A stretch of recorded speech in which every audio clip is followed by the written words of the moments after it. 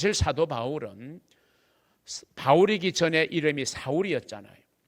사울이었을 때 그는 아주 하나님을 잘 안다고 생각했고, 그래서 하나님을 기쁘게 하려고 아주 열심히 예수를 핍박하고 교회를 힘들게 하고 예수 믿는 사람들을 잡아 가두고 이런 일을 열심히 했어요. 누구보다도. 왜? 그것이 하나님이 기뻐할 거다, 그것이 하나님을 위한 일일 거라는 생각을 하고 그렇게 했어요. 그리고 그 길이 옳다라고 생각했어요. 그런데 그 생각이 언제 바뀌었느냐? 다메섹에서 예수님을 만나고서부터. 예수님을 만나고 나니까 지금까지 자기가 이게 옳고 잘한다고 생각했는데 이게 옳지 않았다는 걸 알았고, 하나님이 기뻐하지 않는다는 걸 알았고, 이게 잘하는 것이 아니라는 사실을 알은 거예요. 다시 말하면 비로소 자기를 정확하게 인식하게 된 거고, 자기의 주제를 제대로 파악하게 된 것이다, 그런 말씀이죠. 우리가 우리 자신을 정확하게 보는 것이 필요합니다. 오늘은 이런 부분에 대해서 본문의 말씀을 중심으로 나누어 보려고 합니다. 첫째, 우리가 생각할 것은 자기를 잘 알아야 한다, 자기를 잘 보아야 한다 라고 하는 말씀을 함께 나누기를 원합니다. 자, 자기를 잘 보아야 되는데, 자기를 잘 보는데 자기를 보는 관점은 두 가지의 큰 관점이 있어요. 첫째 관점은 자신의 입장에서 자기를 보는 겁니다. 나의 입장에서 나를 바라보는 그런 자기를 보는 것이 있어요. 그런데 이렇게 보게 되면요, 크게 두 가지의 위험성이 수반됩니다. 자기 관점에서 자기를 보면요, 첫째는 자기 자신을 아주 낮게 평가할 수 있어요. 그래서 자기 자신에 대해서 낮은 평가를 하게 되면요, 자신감이 사라지죠. 그리고 매사에 열등감을 가지게 되고, 그리고 나는 해도 안 돼, 나는 도저히 이걸 해낼 수 없어 라는 자꾸 좌절감에, 그게 심해지면 이제 자기를 학대하게 되는 거예요. 자기 인생을 비관하게 되는 거예요. 이거는 자기 관점에서 자기를 너무 낮게 평가하기 때문에 오는 위험입니다. 또 자기의 관점에서 자기를 볼 때 수반될 수 있는 또 다른 하나의 위험성은 자기를 자기보다 훨씬 높게 평가할 위험도 있다라고 하는 겁니다. 굉장히 자신이 잘난 줄 압니다. 자신이 대단한 줄 압니다. 그런 사람들은 벌써 얼굴 표정부터 다릅니다. 우리 흔히 이런 사람을 이제 오만하다 이렇게 말합니다. 저 사람 참 그만해. 뭐 얼마나 잘났으면 잘났다고 저렇게 오만하고 그만한 태도를 취해. 우리가 굉장히 불편하게 여기는 그런 모습을 보게 되죠. 굉장한 우월감에 사로잡혀 있습니다. 이런 사람은 항상 다른 사람과의 이야기에서 이야기를 들으려고 하기보다는 자기 이야기를 상대방에게 주입하려고 합니다. 가르치려고 합니다. 상대방을 무시합니다. 상대방을 멸시합니다. 때로는 그래서 말투도 반말투로 합니다. 그리고 이런 사람들은 언제나 이야기의 주제가 자기여야 되고, 그 모인 사람들의 결론은 자기가 하는 말, 자기가 내뱉는 생각이 그것의 결론이 되어야 된다고 생각을 하는 그런 사람들이 있습니다. 그런데 그게 수용이 안 되면 막 화를 내기도 합니다. 자존심을 엄청 상해하기도 합니다. 그리고 아예 그 모임에서 빠지려고 합니다. 이것이 이제 자기를 보는, 자기 입장에서 자기를 보는 두 가지의 위험성이에요. 자, 자기를 보는 두 번째 관점이 있어요. 그게 뭐냐면, 우리 그리스도인들은 성경적 관점에서 자기를 봐야 된다. 그래야 자기를 잘 아는 겁니다. 주제 파악을 잘 하는 겁니다. 성경적 관점에서. 여기는 네 가지의 기본적 틀이 있어요. 자, 첫 번째는요, 모든 인간은 하나님의 형상대로 지음받은 피조물이다. 이 틀을 우리는 받아들여야 돼요. 우리가 그리스도인이 되기 전에는 이걸 인정하기가, 이걸 알기가 쉽지 않죠. 이게 제대로 자기를 파악을 못하는 거고, 주제를 파악 못하는 거죠. 내가 우연히 생긴 존재, 그것도 아니잖아요. 어떤 물건 하나도 우연히 생긴 게 어디 있어요? 다 만든 사람이 있는데, 그다음에 본래는 좀 하급 동물이었는데 이게 시간이 지나면서 점점 진화해가지고 고등동물이 된 것이 우리 인간이다. 그래서 인간의 전 단계가 원숭이라고 가르치잖아요, 진화론에서. 여러분, 우리 인간이 우연히 존재하게 된 존재도 아니고, 그리고 점점 시간의 흐름에 따라서 진화된 존재도 결코 아니다. 성경에서 우리를 보면요, 나는 하나님이 귀한 목적을 가지고 뜻을 가지고 나를 하나님의 형상대로 창조한 정말 소중한 존재다. 우리는 이런 인식을 하게 되는 거예요. 그런 마음을 가지면요, 우리가 내 자신을 마음대로 학대할 수가 없어요. 왜? 하나님이 나를 소중한 존재로 만드셨는데 내가 왜 내 자신을 학대해야 되며 내가 내 자신을 왜 그렇게 낮게 평가할 이유가 없는 거예요. 하나님이 나를 만드신 하나님의 피조물이다. 이것을 우리는 생각할 수 있어야 돼요. 하나님의 형상대로 지어진 피조물이라는 이 말은요, 하나님과 관계를 맺고 하나님과 교제할 수 있는 특권을 가지고 있는 유일한 존재, 엄청난 존재가 바로 저고 여러분이라는 겁니다. 우리가 이걸 깨달으면요, 우리의 인생이 달라지는 거예요. 우리의 생각이 달라지고 우리의 차원이 달라지는 거예요. 그래서 우리는 하나님의 형상대로 지음받은 피조물이다. 두 번째는요, 그런 우리지만 근데 우리 인간은 죄인이라는 거예요. 우리는 죄 가운데 출생했고 죄인이라는 것을 우리는 인정할 수밖에 없다. 그런데 그리스도인이 안 되면 이거 인정 못해요. 내가 왜 죄인이에요? 그런데 우리가 그리스도인이 딱 된다는 것은 내가 죄인임을 인정하는 거거든. 내가 죄인이니까 예수가 내게 필요한 거죠. 왜 필요하겠어요? 예수님이 우리에게 교훈을 주기 위해서, 우리에게 좋은 사상을 심어주기 위해서, 우리를 복주기 위해서 필요한 게 아니고 근본적으로 나는 죄인이기 때문에 예수님이 필요한 거거든요. 이걸 우리는 생각해야 돼요. 이걸 인정해야 돼요. 그런데 그리스도인이 되기 전에는 이 인정이 쉽지 않아요. 세상 사람들에게 이 말씀하기가 어렵잖아요. 그런데 우리 그리스도인들은 이런 변화가 일어나야 돼요. 나는 죄인이다. 이 주제 파악을 정확하게 해야 돼요. 그 다음에 세 번째는, 그런데 문제는 이 죄를 해결해야 되는데 내 힘과 능력으로는 절대로 이 문제를 해결할 수 없고 그래서 구원받을 길이 없는 존재다. 이 틀을 우리는 가져야 돼요. 내가 아무리 노력해도, 내가 아무리 착하게 살아도, 내가 아무리 공부 잘해서 번듯하게 출세하고 살아도 그걸로 죄의 문제가 해결되지 않고 그걸로 구원의 문제가 해결되지 않는다. 구원의 문제는 내 힘과 내 노력과 내 선행, 내 의지로 되는 것이 아니다. 그래서 네 번째 틀이 뭡니까? 우리는 예수 그리스도로 말미암아 회복될 수 있다. 이 틀을 우리는 받아들여야 되는 거예요. 우리가 구원받을 수 있는 길은 오직 하나, 예수 그리스도밖에는 없습니다.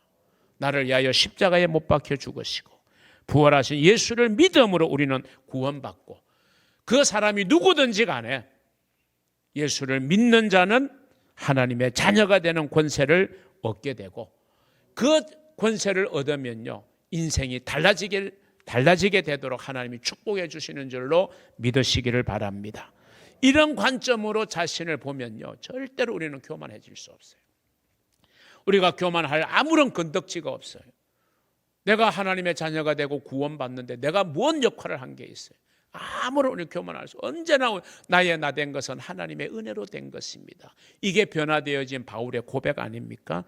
이런 관점에서 우리가 정말 자신을 정확하게 보아야 우리가 금년에 꿈꾸는 것처럼 참 좋은 성도로 가는 길이 우리에게는 열리게 되는 겁니다. 그런 의미에서 여러분 좋은 성도 되시기를 주님의 이름으로 축원합니다. 두 번째는요, 믿음의 분량대로 지혜롭게 생각하는 것이 구원받은 자의 변화된 모습입니다. 오늘 본문 3절을 한 번 더 봅니다. 내게 주신 은혜로 말미암아 너희 각 사람에게 말하노니 마땅히 생각할 그 이상의 생각을 품지 말고 오직 하나님께서 각 사람에게 나누어 주신 믿음의 분량대로 지혜롭게 생각해라. 우리는 여기에서요, 내게 주신 은혜로 말미암아, 이 바울의 자세잖아요. 이전 같았으면요 바울은 자기 지식이 상당했고 철학적인 지식이 상당했어요. 그 당대에 어떤 철학자와도 변론을 해도 뒤지지 않을 만큼 바울은 엄청난 철학의 지식을 가지고 있는 사람이에요. 그런데 예수를, 그게 굉장히 무기였고요 자랑이었어요. 예수를 만나기 전까지는. 근데 예수를 만난 바울은 뭐라고 그랬어요? 나는 그 모든 것들을, 지금까지 자랑으로 여겼던 모든 것들을 분토와 같이 버린다. 쓰레기처럼 나는 버린다. 나는 오직 주의 은혜로 이제는 내 인생은 살아간다. 이런 마음을 바울은 가졌잖아요. 그러니까 오늘도 바울이 이전 변화되기 이전 같았으면 내가 너에게 지시한다, 내가 너에게 충고한다, 내가 너에게 말한다, 내가 너에게 인생의 지혜를 설파한다, 이런 표현을 썼을지 몰라요. 그런데 바울은 그게 아니라 내게 주신 은혜로 말미암아 너희 각 사람에게 권면하는 거예요. 자, 두 가지입니다. 하나는 마땅히 생각할 그 이상의 생각을 품지 말라. 이게 첫 번째 권면이에요. 한번 따라합니다. 마땅히 생각할 그 이상의 생각을 품지 말라.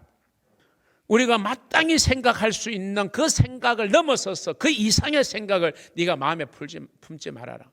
좀 다른 용어로 말하면 네가 마땅히 행할 그 행동의 경계를 넘어서서 더 넘치는 행동하지 말아라.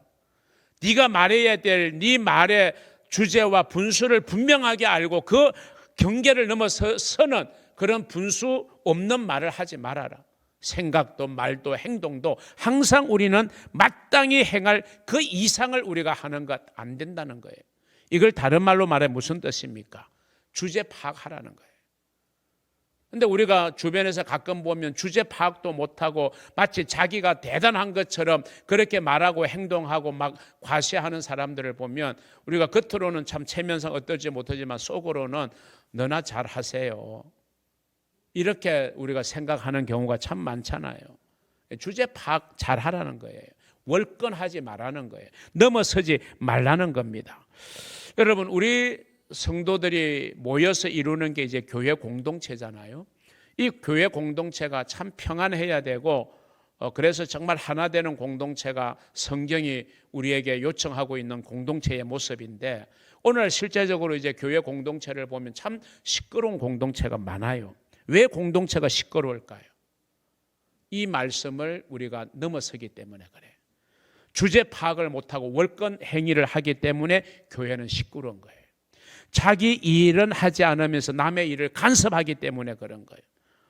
여러분, 자기 일 잘하면 되죠. 남이 잘하건 못하건 뭘 그렇게 상관을 해요. 각자 자기가 할 일을 충실히 하면 되지. 왜 남의 행동을 쉽게 자기 입장에서 평가하고 비난하고 정죄하고 있습니까? 이거는 그리스도인이 가져야 될 자세가 아니라는 거예요. 여러분, 예수를 오래 믿으면 믿을수록요, 잘못된 것이 마음에 자리 잡아요. 그게 뭐냐? 자꾸 다른 사람들을 판단하려고 그래요. 평가하려고 그래요. 그리고 비판하려고 그래요. 그래서 어떤 사람에 대해서 막 수근수근거려요. 그게 막 신이 나가지고 마음 맞는 사람끼리 막 침을 튀겨가면서 한 사람을 막 비판하고 비난하고 정죄하고 판단하고 막 헤아리는 그런 일을 너무 자연스럽게 해요. 죄의식이 없어요. 여러분, 잘 들으세요. 성경에는요, 그리스도인들이 남을 정죄하고 비판하고 판단하는 거 절대로 해서는 안 되는 거다. 절대로 해서는 안 되는 거라고 주님이 말씀하셨어요. 그리고 그렇게 하면요, 하나님의 복을 못 받아요. 그럼 심각하게 들으셔야 돼요. 오늘날 많은 성도들이 이 함정에서 못 헤어나오고 있어요. 다른 사람을 막 판단합니다. 다른 사람의 행동에 대해서 막 비판합니다. 막 정죄합니다. 막 비난하면서 속된 말로 막 이야기거리를 삼아요. 더 심하게 말하면 막 씹어대요. 여러분, 그게 오래된 신앙생활을 하는 성도들한테 너무 자연스럽게 묻어있지 않으세요? 여러분, 이거 잘 들으셔야 돼요. 여러분, 여러분의 하는 이야기 다른 사람은 못 들을 수 있어요. 그렇죠? 그런데 누구는 들어요? 하나님은 들으신다니까. 여러분, 하나님이 그렇게 쉬운 분이 아니에요, 여러분. 하나님이 사랑이 풍성한 분이지만요, 또 한켠에서는 쉬운 분이 아니에요.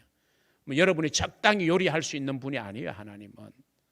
이스라엘 백성들의 광야 생활을 보세요. 하나님은 정확하세요. 너희 말이 내 귀에 들린 대로 내가 그대로 시행한다. 이게 무슨 말이에요, 여러분? 여러분, 정말 오래된 신앙생활을 했던 성도들요, 이거 정말 심각하게 받아들여야 될 말씀이에요. 절대로 남 정죄하지 마세요.